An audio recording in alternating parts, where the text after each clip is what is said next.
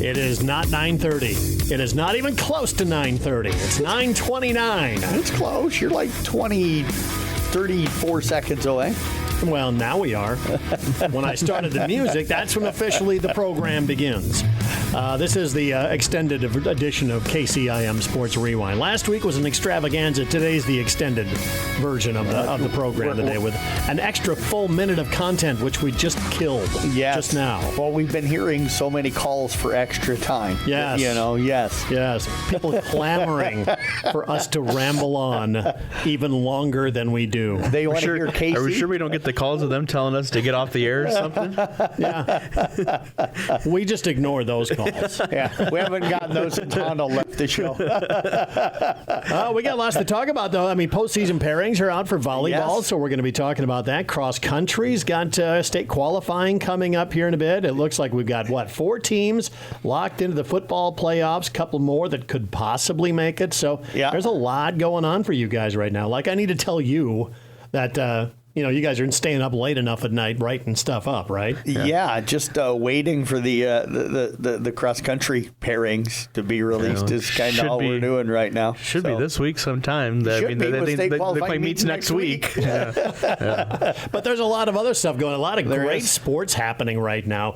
Baseball playoffs. How about this? 18% higher ratings than they did even last year. So they're even doing well right now. Well, I think the addition of Kansas City and Detroit helped. I think so too. But if the Yankees and the Dodgers make the World Series, you can count on one fan not watching. Yeah, as I say, not a second in my house will that ever come on TV. When you said 18%, I thought that's the chance I have of watching a World Series game, because 3 of the 4 teams I despise that are left in the postseason, Cleveland's the only one that I can somewhat handle. I hate those other 3 franchises. You give me Cleveland and the Mets, and I'll watch it. Yeah. Otherwise, if that's the case, I'll follow along. If it's Yankees, Dodgers, I'm out. Yes. Now, I will say, I think it's been since 1978 the last time the Dodgers and Yankees were against each other in the World Series. I could have waited another 50 years because then I probably wouldn't be around.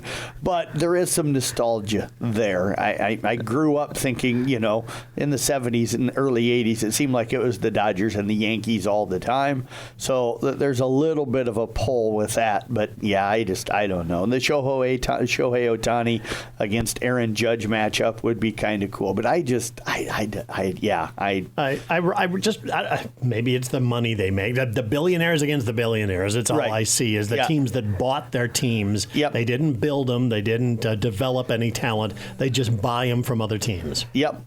Yeah, and that's the way it's been for a while. I mean, the Yankees, the last time they really developed talent was back when Derek Jeter and those guys were there. Now they did develop Aaron Judge and some of the guys, but it's that's capitalism and baseball when you can go out and as long as you can overspend and spend more than everybody else, you got a chance to compete. Yeah. So.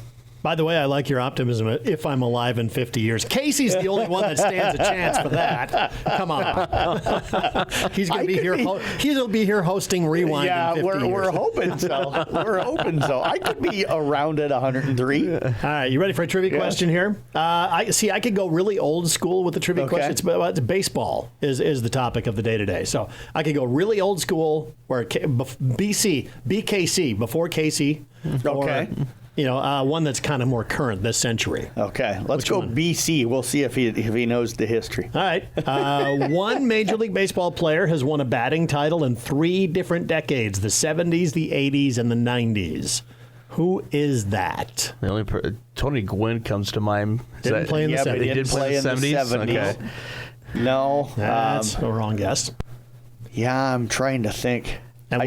I should know this because Eddie Murray or somebody like that. No, I know that's not it, but I'm going to have to think on that one. I could give you 2 words. We'll do 2 trivia questions today. I'll give you 2 words, and you'll know exactly who it is. Okay. Pine tar. George Brett. There you go. He won in the 70s, the 80s, and the 90s. For the Kansas City Royals. So what an amazing player he is. And seeing him in the postseason doesn't look like he's changed a whole lot. Yeah, he still looks really, really good. He does. And I watched the documentary the other day about Greg Maddux. It came out, I don't know if it just came out from Major League Baseball, but they talked about all his career and things like that. Amazing documentary about this guy.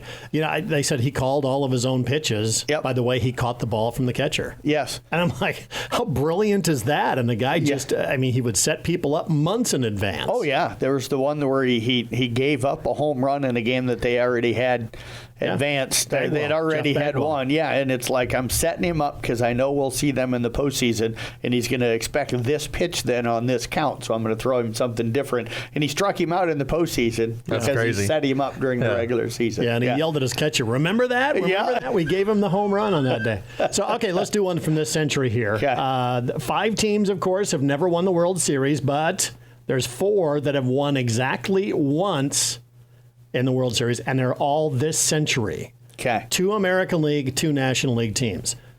One's the Rangers. They just won one, right? That is correct, yeah. The Rangers is one. That's one of your American League Arizona. teams. Arizona's another one. That's good. I mean, you guys are rolling. It's not the Cubs, right? No, because they won one back in the 19th century. So 20th century. 1900-something. Yeah. Yeah. Yeah, because there was that whole, they haven't won it since whatever, like 80 years. 118 years. Yeah, 1908. The other ones are kind of hard. I mean, Tampa Bay hasn't won one yet. And Miami won 2 or 1. There's one that's fairly recent within the last 5 years, and there's another one that was right just after the beginning of the century. The Nationals. Yeah, correct. Okay. We got one more. And that's an American League team, you said. It's an American League team that has been just hot garbage ever since then. Detroit? No, not Detroit. No, because they've won a few. Yeah. Hot garbage since then. I'll give you a clue. West Coast. Angels. There you go. Yeah. Yeah, it's the Rangers, the Nationals, the Angels, and the Diamondbacks. You guys got all 4 of them. Was that back in the 90s that the Angels won that? Because it's 2002. 2000. It just seems like it's been forever ago. And you're right. Mike Scioscia was their coach, but man, they were terrible. And they've always had like MVP players. And Mike Trout. Yeah. For a Albert long time. Pujols and Shohei Ohtani, and still can't win above 500. Ohtani at least knew to bolt, to go somewhere else to get a thing. But Mike Trout, he's tried to stay loyal to the Angels, and it's just gotten him nowhere. Yeah, I feel so sorry for him for that and for the fact that he can't stay healthy. Yeah. Iowa State, how about this? They're number 5 in the rankings for college basketball coming out. 3 of the top 5 teams are from the Big 12, and 5 of the top 10 are out of the Big 12. Well, what a killer conference. And they're talking about wanting to add Gonzaga and UConn already to the Big 12. There was talk about that for a while. I think, in the Pac-12 now. They recently joined the Pac-12, So, but I've heard them talking about UConn's not coming for at least 3 to 5 years because they said that's how long it would take to get their football program ready to be Big 12 level and Power 4 level. Nobody wants their football. Right, absolutely. But the cool thing is the Iowa State women more than likely will be ranked in the top 5. So you could have Iowa State football, men's basketball, and women's basketball all ranked in the top 10. I think the wrestling program is probably ranked in the top 10 to start the season too. Yep, so will be. Your 4 potentially major sports, all of them in the top 10. It's got to be a great time to be an Iowa State fan right now. Yeah, it's a Cyclone State. Yeah, I saw Iowa chill the other day. Casey gave you the whoa, slow down there for a minute. Well, they won in football. I know they're going to be better in both basketballs. I'm not arguing. Hey, but they said see what happens. You have to play. They're going to make the college football playoffs before the Hawkeyes do. Only two schools have top 10 football and basketball teams preseason. Yeah. That's the Blue Bloods, they call them, Alabama and Iowa State. So Alabama hasn't been a basketball power until the last few years under Nate Oates. Yeah, it is a great time to be an Iowa State Cyclone fan. That is for sure. And what I say, they've won 25 straight games when they've been leading at halftime. I think Iowa State has, something like that anyway. But there's some crazy stats that go along with all of that. But anyway, fun time to be in college football, and the games are just seem to getting better. Yeah. There's some great matchups on the way. Yeah. And by the way, Navy and Army are both in the top 25 again for the first time since like 1960. Yeah, yeah, cool for them. Hopefully that will keep up for them. That's That's awesome. Now, if we could just get Air Force to rebound and become, like they were under Fisher to Berry, and and get them up into the rankings, that'd be really cool. Fisher to Berry reference on the program this morning. Yeah. All right, so let's talk a little volleyball. The postseason pairings are out. What do you guys think of those? I think we got some teams that can make a good run. I do too. That's based off of the pairings. So. Yeah, I think nobody's got like just a cakewalk type of a thing. You're not going to get that, but I would say that we came into the season thinking that Kemper was probably a postseason team and a state team, I should say, and I think they've got a real good chance. They'll have to face a good Des Moines Christian team, and people are going to look at records without delving into the schedules, and with where they're located, they've played Ankeny Centennial, and they've played a lot of the Des Moines area schools, so they've challenged themselves, and I know they're 21-14 right now, but that schedule has been really tough. And then you got Clarinda down in the bottom half of that region as well. That's not going to be an easy one, even though the Knights swept them earlier this year. They're a good, strong team. Kemper beat Van Meter, who's down in the bottom of that district as well. If I'm Kemper, I think my most worried game is the DMC game in the second round. Apparently, potentially just because of who they played, but they play Harlan tonight. That's who they open up the playoffs with, and I think that they looked the part this weekend about being a state quality team, beat a couple ranked teams and the number one team in Class 1A. So knocked off Ankeny Centennial. So how big of a test is that going to be for them tonight, Casey? It's gonna be pretty much a first round preview. I mean, it's senior night for Kemper, so the emotions are in there, but I think that if they can come in and kind of do business, then you don't have to worry about anything in the first. I shouldn't say worry about anything in the first round. It's the first round of the playoffs, but I think it's bigger than what people probably think, just because of Harlan's record. I mean, you're going to see this team next week again, right around. So it's going to be a quick turnaround to figure out what goes wrong and what goes right tonight. I think if you're Kemper, even though it's senior night and you're going to have the emotions of that tonight, you want to come out and kind of send a message to Harlan that, hey, you're done next week. That we're going to sweep you tonight, and you're not going to play with us. And next week when you come to town, we're going to sweep you again. It's called killer instinct. Yeah, absolutely. I don't think you want to give them any hope tonight that they can win next week. So hopefully that's the way that Kemper team shows up. And listening to Coach Winter, on the Saturday morning coaches show, he talks like this is a team that kind of doesn't mind, kind of putting it to a team when they get that chance to kind of send a message. So hopefully they'll do that tonight. I kind of like what he said also about he lets the girls kind of guide, how they want to play and what they want to do and what's going wrong. He lets them kind of say, okay, this is your team. Yep. Take control of it. Yeah, and I think that's what great teams have is great leadership, from within. If you've got captains and players that the kids look up to and want to listen to, and it's a player-led team, that's the great coaches will tell you that the great teams are player-led teams, and I think you've got that with that Kemper group this year. A lot of these girls back next year too. Yeah, absolutely. Yeah, they're going to be scary good for the next the next 20 years with the way that program's been going. That's for sure. So what else do you take out of the postseason pairings? What's jumping out at you as far as good matchups, tough matchups?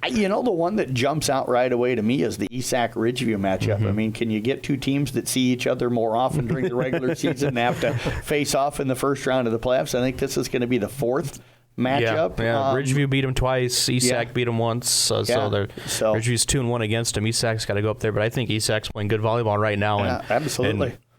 Played maybe their best match of the year against South Central Calhoun last Thursday. That night I was up there for the broadcast. So kept themselves in the hunt for a conference championship. South Central takes on New Alfonda on Thursday, and that's going to be a late one. But they'll take on New Alfonda Thursday night for the right to get a four-way tie for the conference championship, because you could have ESAC, South Central, Emmetsburg, and New Alfonda all with 4 losses. New Alfonda right now with a 1 loss.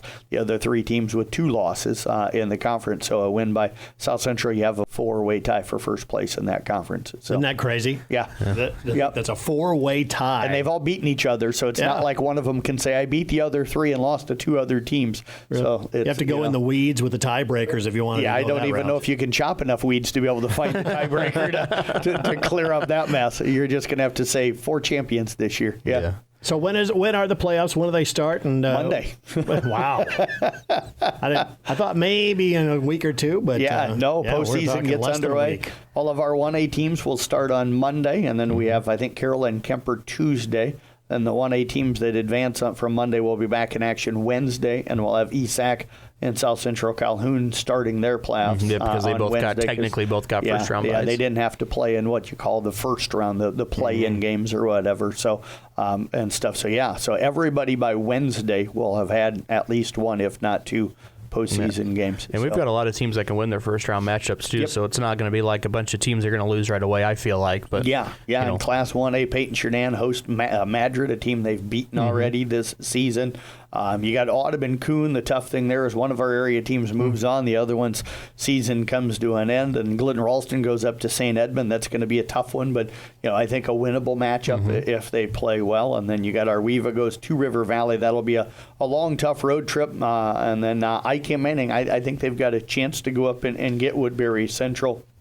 And then Exire Oak and Gimbledon, they've beaten Cam already this year, and they open up with that one at home. So that's kind of a run through of some of those early round matchups. I guess I didn't mention South Central Calhoun or Carroll yet. South Central Calhoun, they open up in the opening round taking on either Missouri Valley or Loma. More than likely, that'll probably be Missouri Valley, who's beaten Loma already this year. And then Carroll, we might as well just mark this down as every year in the first round. It seems like Carroll and Denison play each other every year in basketball, the opening round. And volleyball, and everything. Yep. And then either Carroll goes to Heelan or Carroll goes to Lewis Central if they win. And this year they go south down to Lewis Central. So it's those teams seem to be in the same region for those two sports every single year. I think they've used the same pairing since about 1972. Hey, they're not going to redo what they see as working. But they got Carlisle tonight. Carroll does at home. They do, and they picked up a win against Gilbert the other night. In conference, and it'll be fun to get back out and get a chance to see them. I haven't seen them since their tournament here a couple of weekends ago, so looking forward to getting back out and watching them play tonight. So, all right, cross country. We got to hit some of that before we move on here and take a break. Rex Potts is running really well for the South Central Calhoun boys. Did not run last night, though. He did not, no. Yep, so I have to find out what's going on there. But yeah, he had 2 straight wins, Pocahontas area and then their own meet last week.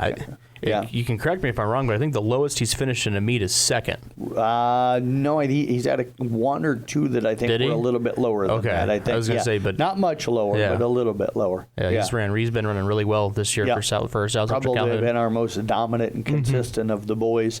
ESAC had 3 guys. Landon Sporer was 3rd. I know you wrote up the story last night. Riley Aragon was 4th, and then Owen Engel in 9th, and that's kind of been their 3 main guys. I think all of them have finished within the top 10 in the meets that they've ran this year. So ICAM Manning and Audubon were down at the WIC last night down at Neola. The boys and girls both finished in 4th. Reagan Garrison with a really strong finish. Had a good run for them. Taylor Beckendorf. Emily Albertson finished in the top 10 on the girls' side as well. I still think I tip my cap to them. It tells you the competitiveness of them. But Addie Bandow and Anna Stangl both went and ran at the conference cross-country meet yesterday, then packed up into a van and drove down to Trainer to play in the opening round of the conference volleyball tournament and stuff. So they run a cross-country meet, then drive down to Trainer from near Neola and end up you're in the volleyball. Yeah, I'm so used to Trainer being like a 2.5 hour drive from here. I saw some Trainer people yesterday when I was at the cross country meet, and I'm like, how far to Trainer from here? And they're like, 25 minutes. Like, well, okay. All right. That's not too bad of a haul. So it's driving to Lakeview from here. Yeah. So I would have thought that it was further than that, but you always kind of forget that Trainer seems to swallow up so many kids from that Council Bluffs and stuff area that it's not too far from the Council Bluffs area. And when you're south of Neola on Highway 191, you're not really, you're pretty much almost in Council Bluffs. So yeah, that is so that's cross country. Give me the dates once again for cross country qualifying and state next week, and then off the top of my head, I can't remember. 1st and 2nd of November. So, that Friday and Saturday. Yeah. So and then. We'll see. We always have football playoffs at that time. We'll have to get up there and cover because we're going to have a lot of kids that are going to qualify. But we'll have to see how it breaks down and how we have to kind of mix it up to try and get up there. So, all right, football, 4 in and 2 looking to punch their ticket to the playoffs. We'll have that coming up next on KCIM. Sports Rewind is brought to you by St. Anthony Regional Rehab Services. As the athletes at your house prepare for hard work and fun of the season, remember that St. Anthony Rehab Services provides physical therapy for any sports injury that may sideline your member of the team. Sports injuries can plague kids of all ages and keep them from playing the sport they love. Athletes will be under the direct supervision of a certified and licensed healthcare professional in the newly renovated sports performance facility. If an injury is keeping your athlete out of the game, call St. Anthony Rehabilitation Services at 794-5000 for sports injury and treatment rehab.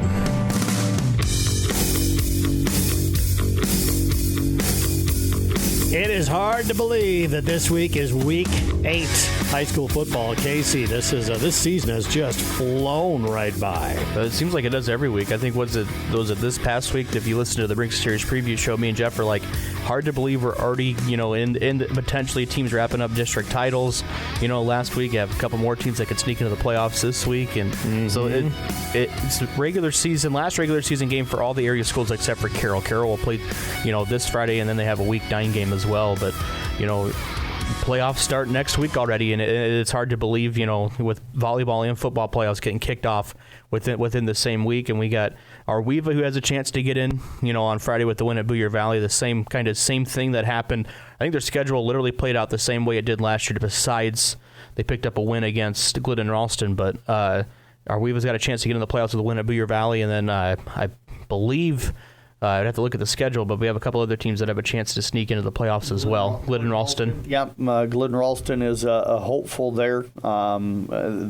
They need a little help. They have to win, and then I think somebody, I forget who it is, but somebody else has to beat Baxter or something like that for them. Audubon has Baxter on Friday. So, there's a pretty good bet. That's probably going to happen, but they've got to beat St. Ed at home, and St. Ed's the number 2 team in the district, so they need to win and then get a little help, and then you got Carroll High. Carroll High needs to win out to be able to get into the postseason. Yeah, I don't know. The RPI for 3A right now is, I think, a little messed up because MOC Floyd Valley is ahead of Carroll at 15 right now in the RPI, but Carroll has the head-to-head. Right. So I'm not an expert at all that. I don't know what criteria goes in with all of that, but that to me, in my head, doesn't make sense. Right, and convincingly. Beat them convincingly on the road. So, but so the Tigers sitting in 19th right now in the latest poll. They need to win with some style the next 2 weeks. Yep. So got Sioux Center coming to town this Friday night. Sioux Center this Friday, and then they head up to Minnesota. Yeah, pretty much Boyd-Null Rock Valley. I got to make that nice short trip. Coming up in week 9. So that's kind of what Carroll High's got ahead of them. But Kemper Audubon clearly head of the pack right now. They are just dominating teams. They go into the playoffs with just kind of almost looking to rest. Right. In week 8 before they do that. But East Sac, South Central Calhoun, they're still fighting for some position there. Yeah, East Sac takes on Sioux Central. The winner will be the 3rd place team in the district. The loser will fall to the 4th place. They'll both have to travel coming in the postseason. South Central Calhoun takes on Earlham with 3rd place in the line there. So if the Titans can pick up a win, they'll be the 3rd place team in the district. If they would fall, they'll finish up in 4th in the district there. And then our Weeva Booyer Valley, the winner is in as the 3 seed. The loser goes home. Yep, the loser's season will come to an end. So it's that time of the year. This is what it's all about, right? Yeah, like I said, playoff time going to be here. Wow, way faster than we even thought about that. Do we have a sack of the game? We do. Tate Barrett picking up a sack for the Kemper Knights the other night against Sadell. All right, so Tate Barrett with the sack of the game, and that means a winner from Market on 30. The sack of the game winner is Kathy Potoff of Carroll. Congratulations, Kathy. Good morning, all student-athlete parents. Don't let your hectic schedules keep you from feeding your family. The Market on 30 can help you with quick and easy options like Pasquale's Pizzas, our famous mac and cheese, chicken strips, and much more. The Market on 30 in the BP Plaza. And again, sack of the game winner is Kathy Potoff of Carroll, so congratulations to her. So week 7, give me some highlights coming out of that one, some of the headlines. Audubon and Kemper clinching district titles for sure. Yep. I think we figured going into the night that they would both get district titles, and they did. And they did, and fairly easily. Audubon struggled a little bit early. But I think what people didn't realize is that pretty much 3 starters out of the game, and when you play 8-man football, 3/8 of your starting lineup is not available for the game. You're almost a different team out on the field. But nice job by them to be able to pick up the win. Sounds like most of those guys, if not all of them, should be back this week or for that first round of the playoffs. So. Anything else coming out of that last week that sets up for this week? SEC look really good, and they've got a decent matchup with Earlham. Earlham got blown out by Riverside at home. Which kind of surprised me a little bit there. I don't know if Earlham had injuries or what, but Earlham was ranked ahead of Riverside going into the week. But it'll be interesting getting a chance to talk with Coach Case, because he's got to be excited. I think his group has gotten a little healthier. They were banged up their middle part of the season and stuff, but I think they've gotten a little healthier, and that staff always does a terrific job. But Earlham's going to be an interesting matchup simply because Earlham, they're going to line up and they're going to physically run it at you. A lot like what West Hancock and ACGC did. So it's not a new team. It's not a new style that SEC is playing, but they've got to play physical football, and I think Coach Case likes the way that his kids have played so far this year, and I think they're up to the challenge. Yep. All right, so by the way, this week we have not 2, not 3, but 4 games going on. You got a YouTube game coming up. Yes. Casey, you're taking over YouTube on us. I am. Are we even going to be taking on Booyer Valley? It's the only way we can kind of fit in all of the teams getting their required amount of games in. So, and it's going to be a big one. I would recommend to tune into it. It's a winner gets the third spot in the playoffs. It was a close game last year. Arweva, trailed late, but I think Booyer Valley ended up scoring a touchdown off a turnover and ended up winning by a couple touchdowns. But it was a good game last year. I did it up there in Booyer Valley. I'm going to do the one here in West Side, and it's senior night too. It's going to be a huge last game potentially that the seniors get to play on the football field. And talking with Coach Stolk and hearing his interview, they've kind of had this game circled, on the schedule because they felt like they were the better team last year and lost, and they want to make the playoffs. I think the first time in a while, that they'd be making the playoffs. Yeah, I talked with Coach last week for the scoreboard show and got done talking about their win over New Alfonda, and I said, Coach, it kind of comes down to the same situation as a year ago. You get Booyer Valley for the right to go to the postseason. I says, what do you know about him? And he goes, Jeff, we're ready for this one. We've been waiting for this one. So you could just hear it in his voice as the coach that this Booyer Valley matchup was something that they've wanted for quite some time. Well, road trip might be the apropos word for the playoffs, because outside of Carroll and Audubon, or Kemper and Audubon, everybody's going to be hitting the road. Everybody's going to be hitting the road, yeah. So if we get 4 or 5 other teams into the postseason, every one of them will be on the road in that opening round. And it'll be interesting. If Carroll makes it in, we'll have Carroll and Kemper covered for sure. And then I'll have to figure out, I've got to figure out already. Got to wait for the pairings to come out Saturday morning at 10 o'clock this week, and then look at them and go, what are our best matches? Where can I get our announcers to? And besides Kemper, who gets covered for sure, and we'll have Carroll High, so we'll only have one station. I got to figure out the one other matchup that we'll have for the postseason. So, and then do the kind of see who advances and figure out what we're going to do in week 9 as well. All right, so let's give you the lineup for this Friday night. It's Sioux Center at Carroll. That'll be here on KCIM. Tom Hawcap on the call there. Jeff, you're going to be with the Kemper Knights at Southeast Valley, and that kicks off at 7 o'clock. On KKRL, it's Coon Rapids Baird at Colonesco. Nick Brinks with the call there. And Casey, you're on YouTube this week with Booyer Valley at Arweva. That's the Friday night football lineup. So make sure you check it out. You can stream all those available on the website and the mobile app. Now, you got some news about the Rewind festivities coming up. I wouldn't say we're wrapping things up, but beginning to kind of really delve deep into, who's going to be on what team for volleyball and football. And, I tell you what, this might be one of the most difficult volleyball years that I've had in selecting who's going to be first team, second team. Some really good girls are going to be left off. Yeah, we're going to have good kids that had outstanding years that aren't going to make a team, and that's going to be tough. And I'm also going to say that even if you finish second, third, or honorable mention, that doesn't mean you didn't have a really, really good year, because you just look at hitters, and we've got 20 some of them that probably could easily be on the team. We've probably got 5 or 6 girls that, with depending on